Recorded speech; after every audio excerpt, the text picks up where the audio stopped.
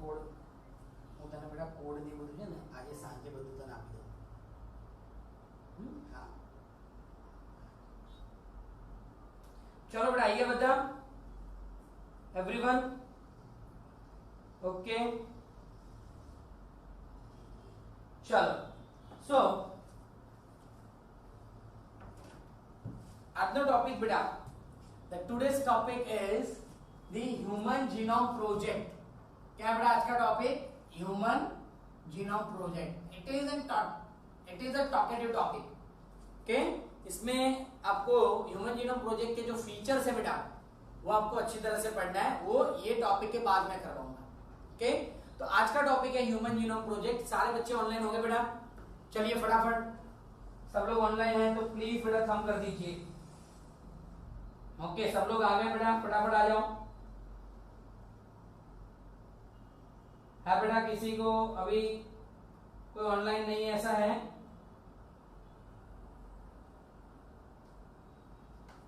think Sakshi is there, Shreya, Diya, Snehal, Dara, Om Bhavshar, Megh, Chahana, Dhwani, Het, Greshi, Rajal, Nand, Keya, Sakshi Patel, Shubham, Shivam, Yashvi, निदीप.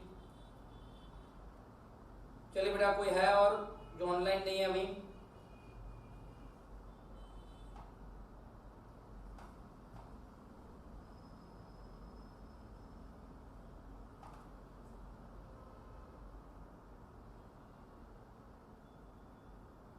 Okay beta, so now let's start the today's topic.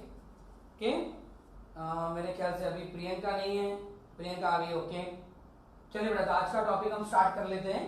Okay आज थोड़ा थोड़ा मैं screen से बाहर निकलता रहूंगा क्योंकि आज आपको मॉडरेटिंग करने के लिए कोई है नहीं तो मुझे देखना पड़ेगा बेटा. चलिए so now human genome project. तो बेटा human genome project it is an international scientific research project. It is an international scientific research project. Okay, now what is the main aim of the human genome project? The primary goal of this project is determine the sequence of chemical base pair. Main primary goal क्या था बेटा ये project का?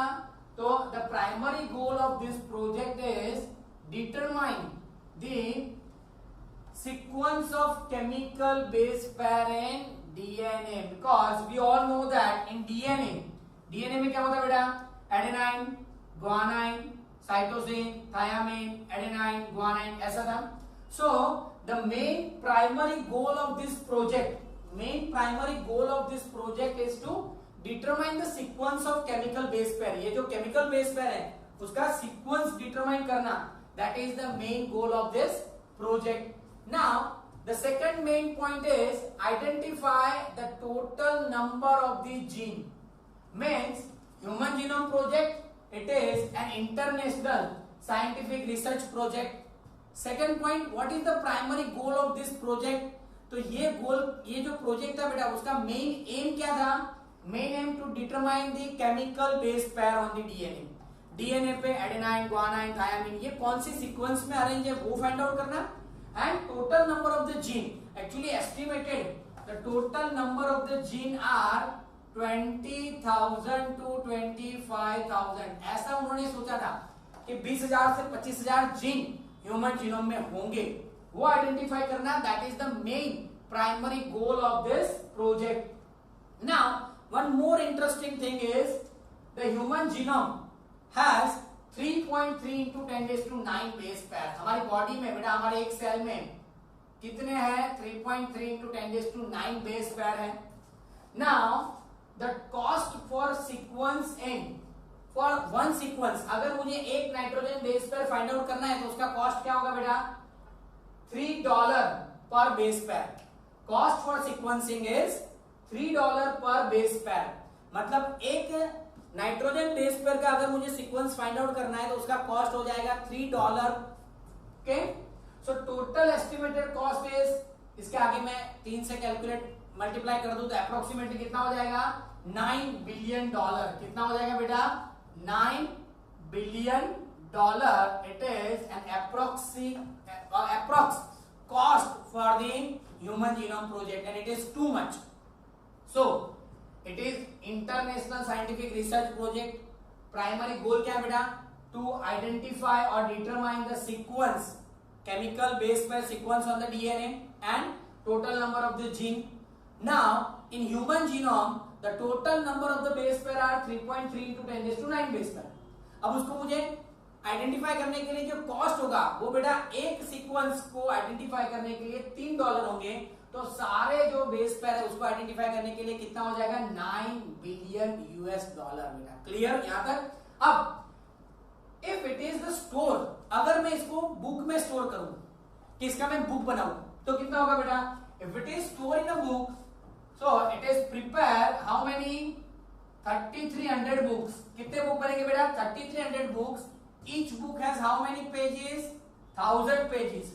And each page has how many letter? 1000 letter. Means अगर ये सारी चीजों को अगर मैं बुक में डाल दूं बेटा तो 3300 बुक्स बनेंगे, जिसमें हर एक बुक में 1000 पेजेस होंगे और हर एक पेज पे कितने लेटर्स होंगे?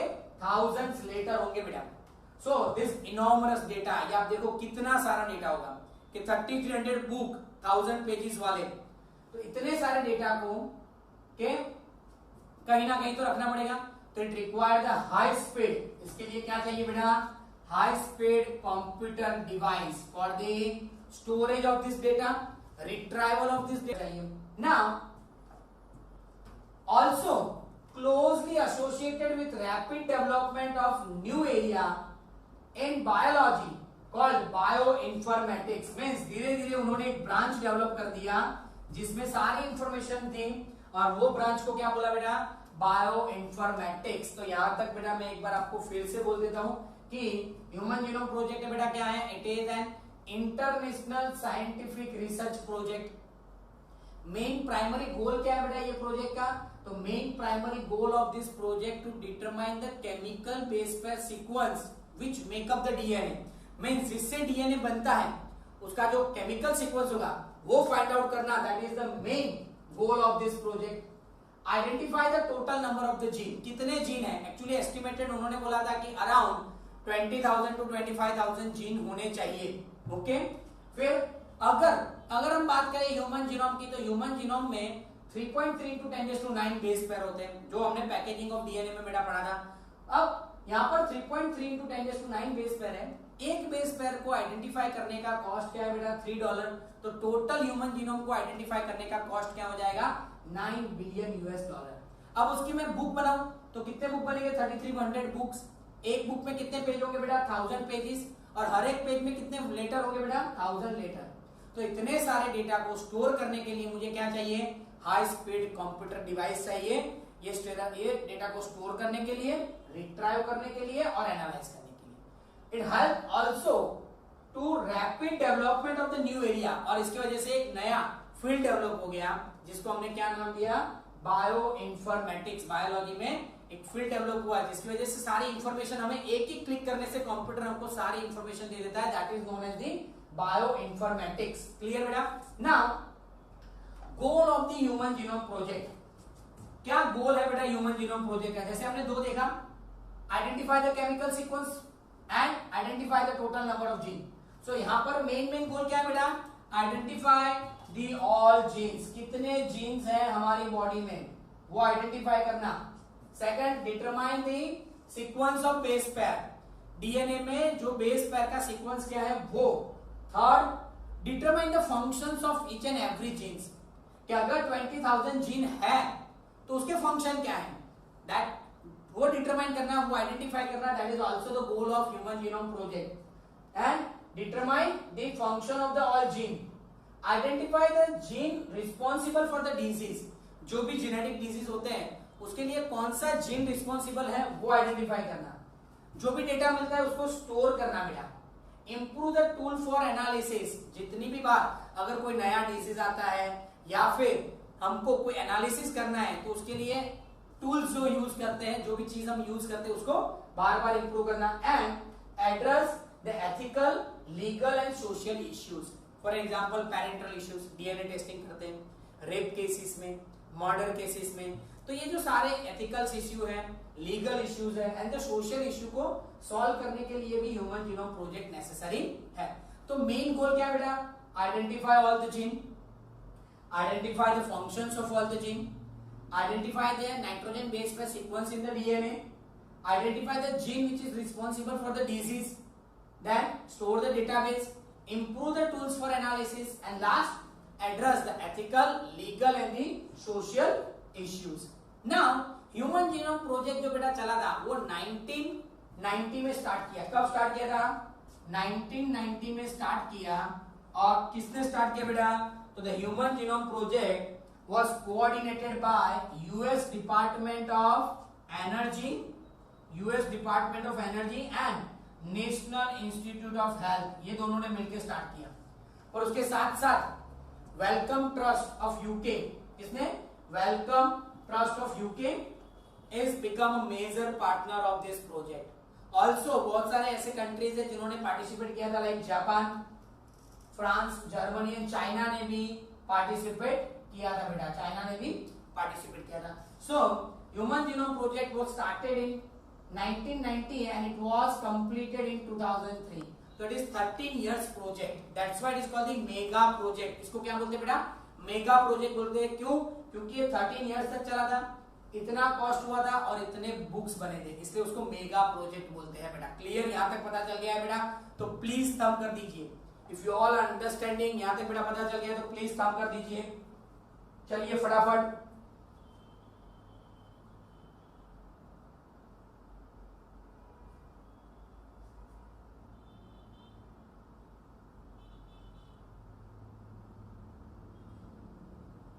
चलिए बेटा, सबको अगर यहां तक पता चल गया है तो प्लीज प्लीज प्लीज थंब कर दीजिए। मैं इसका फोटो लेके बेटा आपको भेज देता हूं।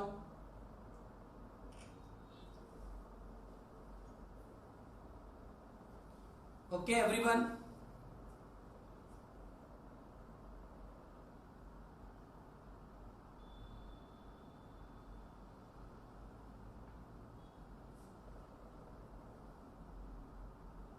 चलिए बेटा, I think it is now it is okay, सबको पता चल गया बेटा? Okay, so now move towards the next topic और हम नेक्स्ट पार्ट पे बेटा चलते हैं। So in the next one is, चलिए बेटा, so now the project was completed in 2003। कब प्रोजेक्ट बेटा कंप्लीट हुआ? 2003 में कंप्लीट हुआ। It can lead to a new way. अब ये प्रोजेक्ट कंप्लीट हुआ तब हमारे पास क्या था? तो it is the new way to identify और diagnose the disease, treatment and someday prevent the thousands of disorders. Means the project, when the project was completed, we get the idea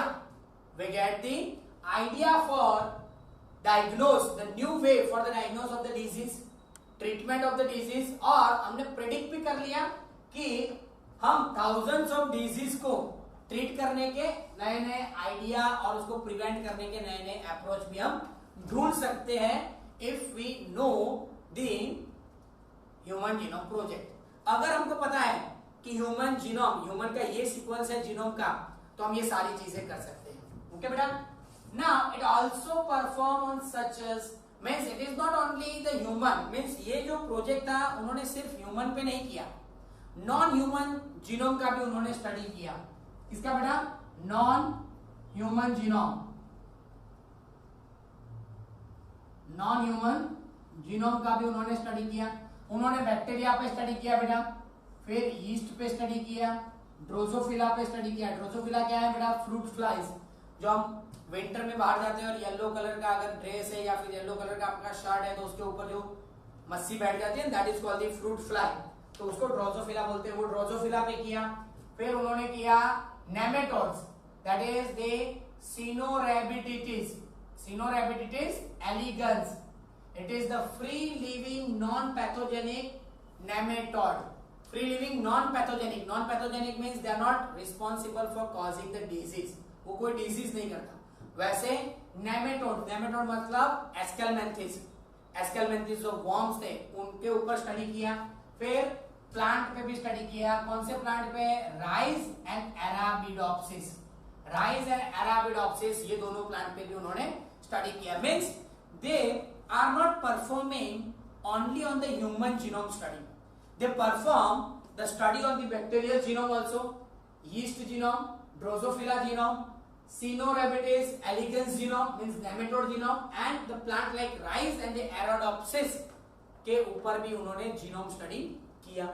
Now methodology, what is the methodology? So there are mainly two approaches for the study। Main बेटा दो approach होते हैं। क्या दो approach क्या है बेटा? So for simple ये पूरा डीएनए है, सोचो कि ये पूरा डीएनए है, उसमें से ये पार्ट है वो आरएनए के सिंथेसिस के लिए रिस्पॉन्सिबल है, ये पार्ट है वो आरएनए के सिंथेसिस के रिस्पॉन्सिबल है। तो फर्स्ट उन्होंने क्या किया? Focus on all gene that are expressed as RNA, means उन्होंने ऐसा ही जीन सीक्वेंस लिया, उन्होंने डीएनए का ऐसे ही जीन सीक्वेंस लिए जिसमें से आरएनए फॉर्म होता था, और उसको क्या टाइटल दिया? ETS। क्या टाइटल दिया बेटा? ETS, that is expressed sequence tag। Okay, so दो अप्रोच से उन्होंने काम किया। एक focus on all gene that are expressed as RNA, means उन्होंने वही जीन पे फोकस किया जो आरएनए सिंथेसिस में हेल्प करते थे। दूसरा उन्होंने क्या किया? Blind approach. ब्लाइंड अप्रोच मतलब sequence of whole set of genome, पूरा जो डीएनए है उसके ऊपर ही उन्होंने स्टडी कर लिया। Contains all coding, non coding sequence and later assign the different region in sequence with the function. और उसके बाद उन्होंने असाइन किया कि ये जो पार्ट था उसका ये फंक्शन है, ये पार्ट है उसका ये फंक्शन है, ये पार्ट कोई काम नहीं कर रहा है, ये पार्ट। मींस पहले तो उन्होंने पूरा जीनोम का स्टडी कर ही दिया, फिर बाद में उन्होंने असाइन किया हर एक पार्ट का डिफरेंट डिफरेंट फंक्शंस, अगर एक्टिव है और एक्टिव नहीं है। क्लियर? सो दो अप्रोच से मेथोडोलॉजी में दो अप्रोच है बेटा। पहला अप्रोच है focus on all gene that are expressed as RNA, means ऐसे ही जीन को उन्होंने फोकस किया, ऐसे ही जीन को फोकस करो कि जो आरएनए सिंथेसिस के लिए हेल्प करते हैं, उसको बोलते हैं ETS, that is express sequence tag. दूसरा अप्रोच उन्होंने क्या लिया? Blind approach, means whole set of genome. उन्होंने पूरे जीनोम सेट की स्टडी कर ली, contain all coding and the non coding sequence, and later on उन्होंने हर एक जो सीक्वेंस था उसके पार्ट का डिफरेंट डिफरेंट सीक्वेंसिंग कर दिया और उसके फंक्शंस बोले बेटा। पर ये दो अप्रोच थे जीनोम स्टडी करने के लिए। बट उन्होंने ह्यूमन जीनोम स्टडी में कौन सा अप्रोच यूज किया? So they use the second approach, they use the second approach for the human genome study. उन्होंने क्या किया बेटा? सेकंड अप्रोच यूज किया। सो एक्चुअली अगर मुझे कोई भी जीनोम स्टडी करना है बेटा, अगर मुझे कोई भी जीनोम स्टडी करना है, so it require the two approaches, it require the two approaches. First is all gene that are responsible for sequence as RNA, expressed as RNA, means ऐसे ही जीनोम का मैं स्टडी करूं बेटा जो आरएनए बनाते हैं, और दूसरा होल जीनोम, पूरा जीनोम का कर लो। तो इन्होंने जब ह्यूमन जीनोम प्रोजेक्ट किया बेटा, तब कौन सा अप्रोच यूज किया? सेकंड अप्रोच उन्होंने यूज किया था बेटा।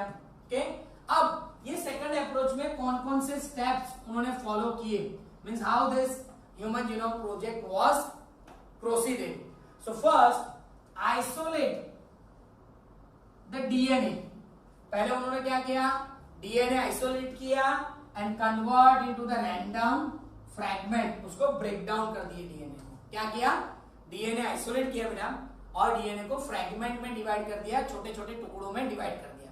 सो फर्स्ट स्टेप उन्होंने क्या किया? डीएनए आइसोलेट किया and break down into the random fragment. Second, अब देखो बेटा सिंपल मैं आपको बताऊं कि मैंने कोई एक XYZ एनिमल मींस ह्यूमन में से मैंने डीएनए निकाला, मैंने एक डीएनए निकाला। अब सोचो एक डीएनए से मुझे पूरा स्टडी हो जाएगा? नहीं होगा, मुझे बार बार डीएनए निकालना पड़ेगा, बार बार डीएनए निकालना पड़ेगा। तो आप सिंपली सोचो कि अगर कोई ह्यूमन है, उसमें से मैं ब्लड ले रहा हूं, डीएनए आइसोलेट कर रहा हूं और स्टडी कर रहा हूं, रिजल्ट नहीं मिल रहा, दोबारा ब्लड ले रहा हूं, स्टडी कर रहा हूं, रिजल्ट नहीं मिल रहा, तीसरी बार ब्लड ले रहा हूं, रिजल्ट नहीं मिल रहा, स्टडी कर रहा हूं। बार बार ब्लड लेना पॉसिबल है? नहीं है। बार बार डीएनए आइसोलेट करना पॉसिबल है? नहीं है। तो मुझे क्या करना पड़ेगा, एक बार मैंने वो बंदे में से या फिर कोई ह्यूमन में से डीएनए निकाल लिया, फिर मैं उसकी कॉपी बना दूंगा।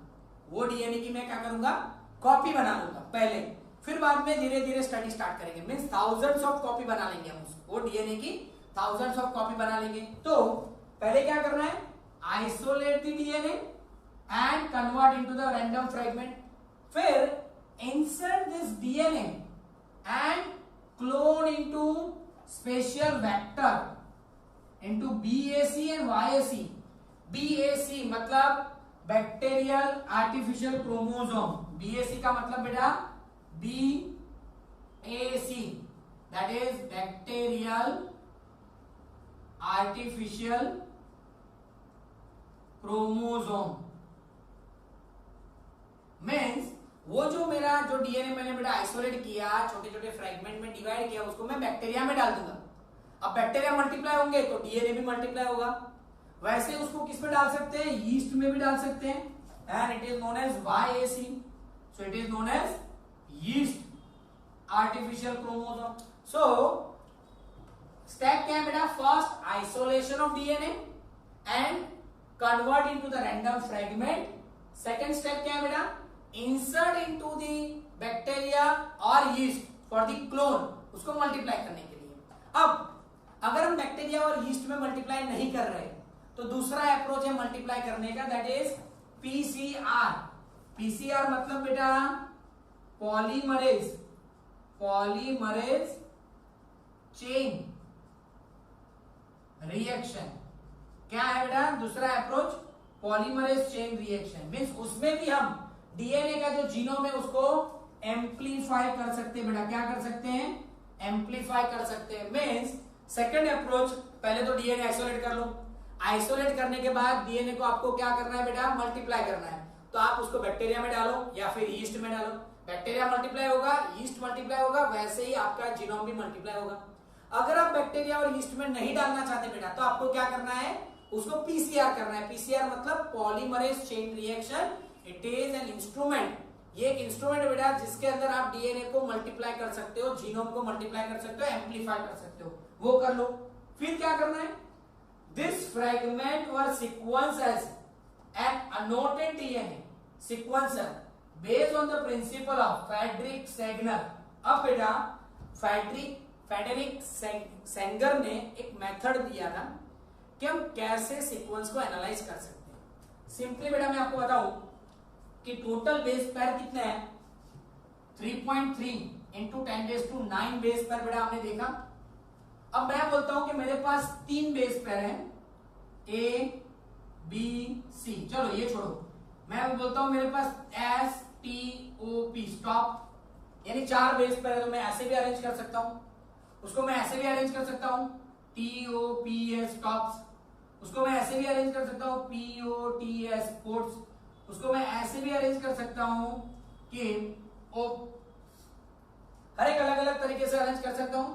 तो सोचो बेटा कि 3.3 इंटू 10⁹ बेस पेयर, उसको हम कितने अलग तरीके से अरेंज कर सकते हैं, कितने थाउजेंड्स ऑफ। आप पहले ए ले लो, बी ले लो, सी ले लो। अब ABCD है तो ABCD पहले आप ABCD लिखो, फिर B से लिखो, फिर C से लिखो, फिर D से लिखो। कितनी बार, 26 टाइम लिख सकते हो ऐसे अलग अलग तरीके से। फिर आप अंदर अंदर भी चेंज करो। पता चल रहा है मैं क्या बोल रहा हूं, मीन्स मेरे पास 4 वर्ड है और उसको मैं अलग अलग तरीके से लिख रहा हूं तो 4 बार लिख रहा हूं। मैं इसको अलग अलग 16 तरीके से भी लिख सकता हूं बेटा। तो ये चीज क्या हो गई कि अगर इतने सारे बेस पेयर को मैं अलग अलग अरेंजमेंट करूं तो वो this sequence is not possible by human. Human से ये पॉसिबल है ही नहीं। इसके लिए फ्रेडरिक सेंगर ने एक कंप्यूटराइज सॉफ्टवेयर बनाया था बेटा कि आप एक बार डाल दो तो उसके अलग अलग जितने भी सीक्वेंस होने चाहिए, thousands, millions, billions of sequence, वो आपको दे देंगे। Okay, so this sequence is not possible by human beings. It required the high-speed computer with the special software. Still, the sequence of chromosome 1 was completed in 2006 और सबका हो गया 2003 में सारा human genome project हो गया, सिर्फ क्रोमोसोम 1 फाइंड आउट नहीं हुआ था प्रॉपरली। तो क्रोमोसोम 1 का स्टडी कब कंप्लीट हुआ बेटा? 2006 में कंप्लीटेड हुआ। एंड अनदर चैलेंज, अभी भी बहुत सारे चैलेंज है कि ये जो जीनोम है फिजिकली वो क्रोमोसोम पे कहां प्रेजेंट है। अब मैं यहाँ पर क्रोमोसोम ड्रॉ कर लूं बेटा, तो एग्जैक्टली ये जीन कहां प्रेजेंट है, यहाँ है, यहाँ है, यहाँ है, दैट इज स्टिल आइडेंटिफाई करने का अभी ये बड़ा टास्क है बेटा। और बहुत सारे रिपीटेटिव जीन है, बहुत सारे, ऐसा बोलते हैं कि हमारे डीएनए में 99% जीन ऐसे रिपीटेटिव है जो रिपीट ही करते हैं, जीन रिपीट करते हैं। ओके, तो वो पॉलीमॉर्फिज्म, एक जैसे ही जीन बहुत सारे हैं और रिपीटेटिव है, उसका भी सीक्वेंस फाइंड आउट करना, that is the major task. अभी वो एक बहुत बड़ा टास्क है हमारे सामने। क्लियर बेटा? तो यहाँ हमने क्या देखा, 2003 में प्रोजेक्ट कंप्लीट हो गया। प्रोजेक्ट कंप्लीट हुआ तब हमने नए नए वे ढूंढ लिए डिजीज डायग्नोस करने के, ट्रीटमेंट के और प्रिवेंशन के। थाउजेंड्स ऑफ डिजीज हम प्रिवेंट कर सकते हैं। Not only human genome study किया उन्होंने, bacterial genome, yeast genome, drosophila, then caenorhabditis elegans that is nematode पे भी स्टडी किया, और राइस एंड एराडोप्सिस प्लांट पे भी उन्होंने स्टडी किया। दो अप्रोच होते बेटा ह्यूमन कोई भी जीनोम स्टडी करने के लिए। एक, आप ऐसा ही जीनोम चूज करो जो आरएनए एक्सप्रेस होता है, या फिर आप टोटल जीनोम ले लो। ह्यूमन जीनोम में क्या किया उन्होंने, टोटल जीनोम का स्टडी किया। कैसे किया? डीएनए आइसोलेट किया फर्स्ट, उसको छोटे छोटे फ्रेगमेंट में डिवाइड कर लिया, फिर उसको क्लोन किया बैक्टीरिया में और यीस्ट में, या फिर पॉलीमरेज चेन रिएक्शन से। फिर जो सीक्वेंस थे उसको फ्रेडरिक सैंगनर की जो मेथड थी उस हिसाब से उसको सीक्वेंसाइज कर लिया और सारे सीक्वेंस का उन्होंने स्टडी किया। क्लियर बेटा? यहाँ तक अगर पता चल गया तो प्लीज थंब कर दो। चलिए बेटा, यहाँ तक अगर पता चल गया है तो प्लीज थंब करो बेटा। चाहत, व्हाई आर यू लेट बेटा? लेट क्यों ज्वाइन किया बेटा चाहत? क्या पहले से थे बेटा? चलिए बेटा, यहाँ तक अगर पता चल गया तो प्लीज थंब कर दीजिए।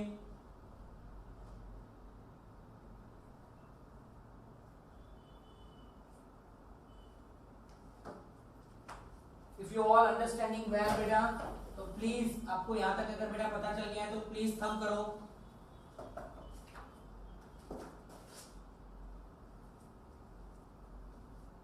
क्लियर बेटा सब लोग?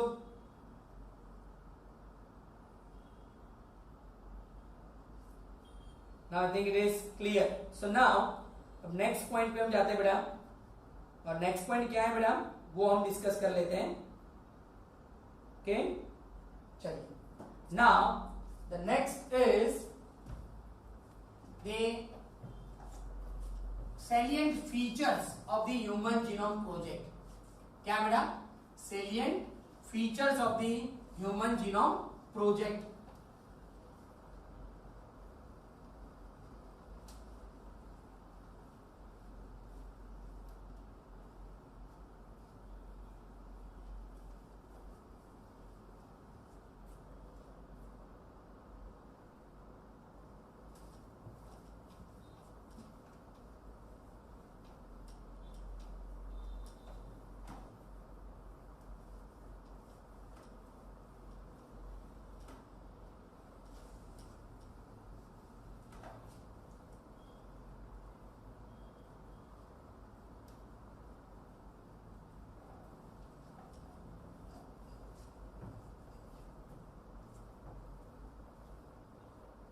चलिए बेटा, नाउ अब नेक्स्ट पॉइंट बेटा डिस्कस करते हैं।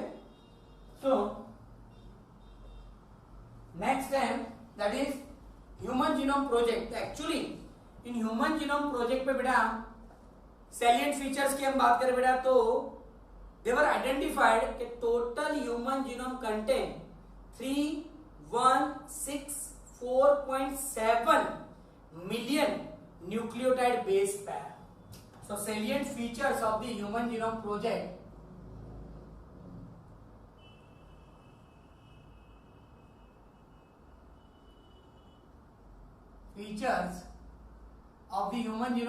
is first, the total number of the nucleotide base pair are 3164.7 million. Okay, कितने हैं बेटा? So total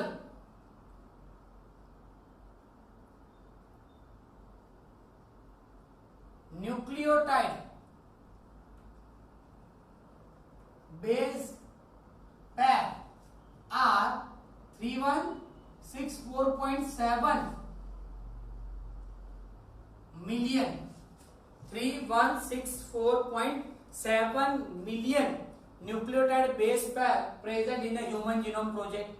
Second point है बेटा, the average number of gene identified is 3000. कितने जीन उन्होंने बेटा फाइंड आउट किए? जस्ट अ मिनट बेटा. Okay, the total number of the gene identified is 30,000. Okay, उन्होंने क्या फाइंड आउट किया बेटा? The total number of gene कितने थे? 30,000, and previously it was estimated that 80,000 to 1 lakh. Previously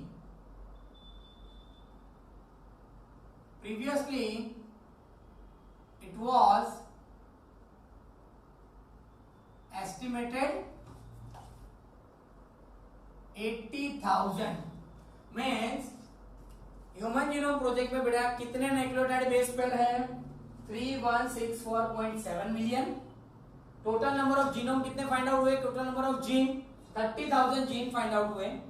previously estimation क्या था बेटा कि 80,000 जीन होंगे, ऐसा उन्होंने अज्यूम किया था और हाइपोथेसिस था. Then third, each gene has 3000 base pair. Each gene has approx 3000 base pair. Means हर एक जीन में मिनिमम 3000 बेस पेयर होंगे. जो सबसे लंबा जीन है बेटा, जस्ट अ मिनट बेटा,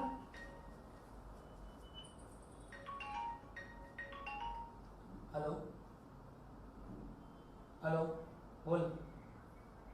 हाँ आज हाँ એવું છે. તમે વહેલો લઈ લો, તમે વહેલો લઈ લો. ઓકે, તમે ક્યાં જો અત્યારે? ક્યાં જો અત્યારે? आओ क्लास ऊपर आओ. आओ चलो नवा नवा क्लास ऊपर. जस्ट अ मिनट बेटा. ओके, मीन्स टोटल अगर एक जीन में बेटा कितने 3000 बेस पेयर होते हैं. ओके, और सबसे बड़ा जीन कौन सा है? तो द लॉन्गेस्ट और the largest gene is muscular dystrophy gene present on the x chromosome. Okay, the gene for muscular dystrophy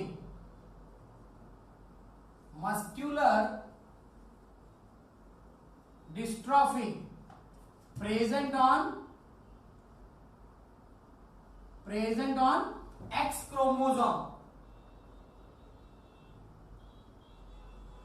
Present on X chromosome. It's a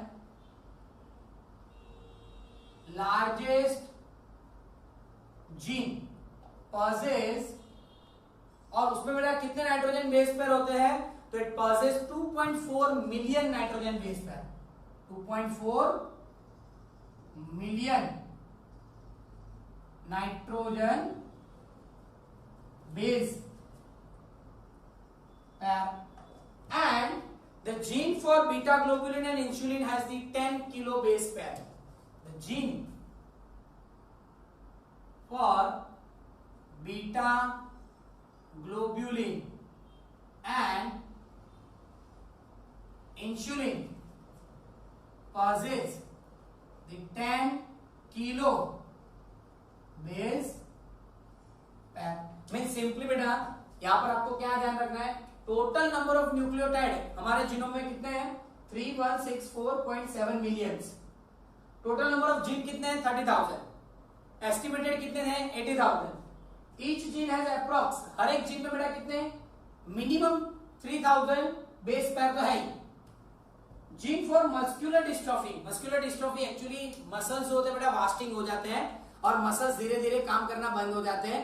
ये जीन किस पे होता है? एक्स क्रोमोसोम में ये जीन होता है और it is the longest gene of our body, it is the longest genes of our human genome and उसमें कितने बेटा 2.4 मिलियन नाइट्रोजन बेस पेयर होते हैं। और बीटा ग्लोबुलिन इंसुलिन का आप जीन ले लो और उसमें कितने बेटा 10,000 यानी 10 kilo base pair nitrogen base pair होते हैं। फिर आगे देखते बेटा कि almost 99.9% gene are similar in all human. Fourth point is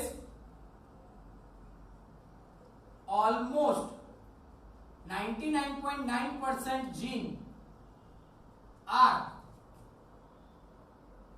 similar in all human, means हम सब में बेटा ऑलमोस्ट 99.9% जीन कैसे है बेटा सेम है, ओनली 0.1% डिफरेंट है, उसकी वजह से हम सब कैसे दिखते हैं अलग अलग दिखते हैं बेटा।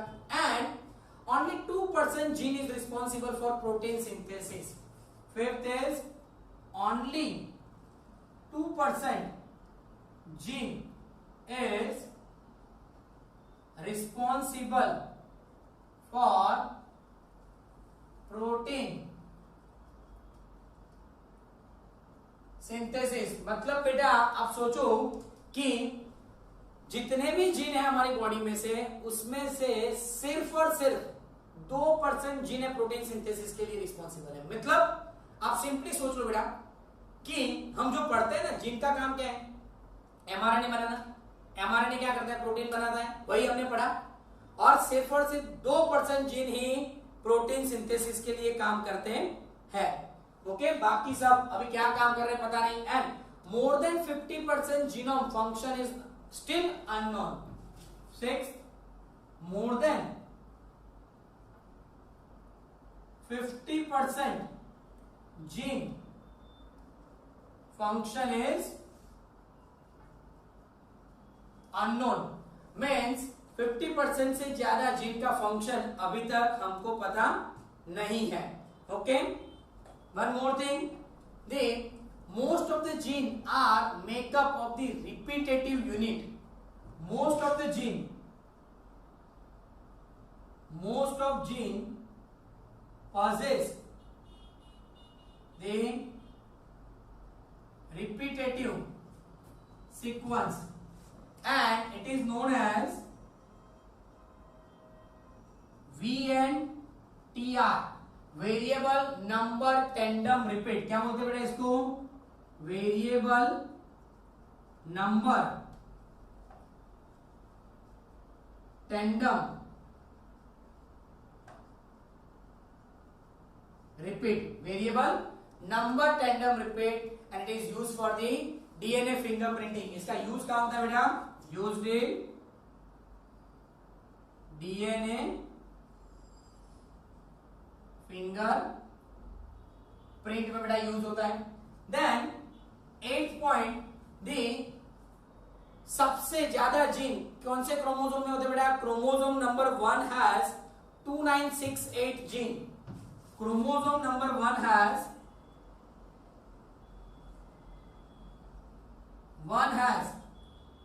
2968 जीन। मीन सबसे ज्यादा क्रोमोसोम बेटा किसमें है? तो क्रोमोसोम नंबर 1 में। सबसे ज्यादा जीन क्रोमोसोम नंबर 1 में होते हैं और सबसे कम जीन किसमें होते हैं? Y chromosome, that is 231। And the least number of gene present in chromosome Y, that is 231।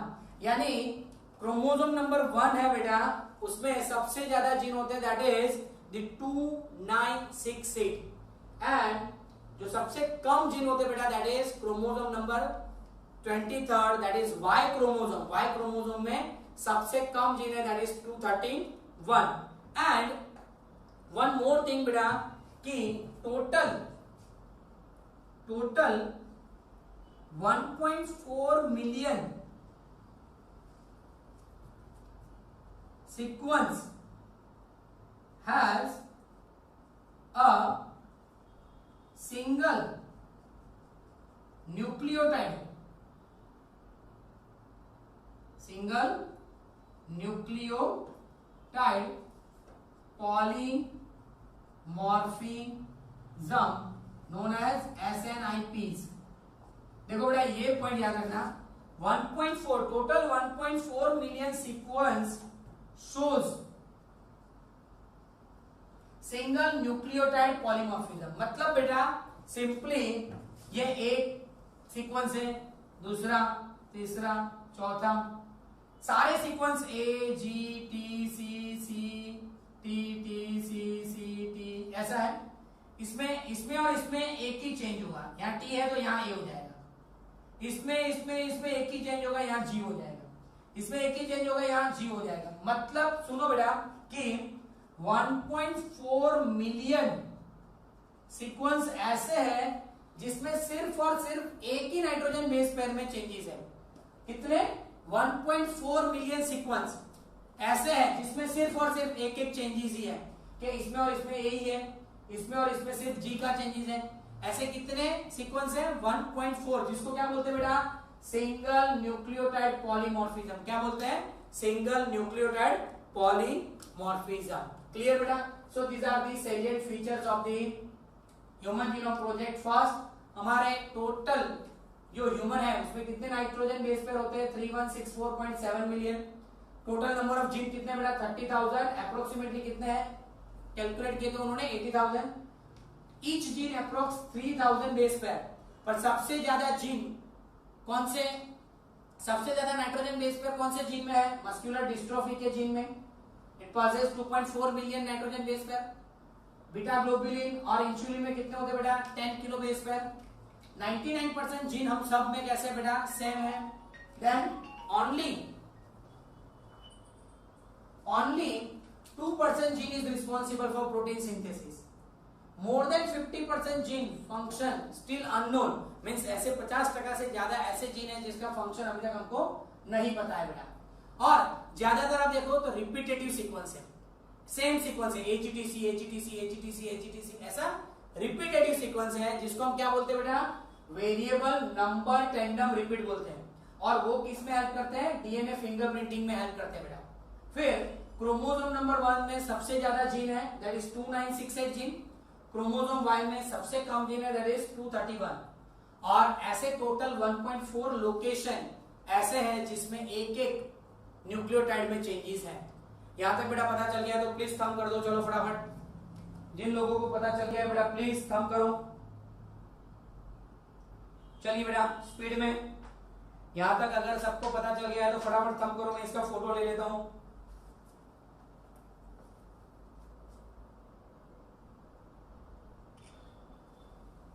Clear everyone?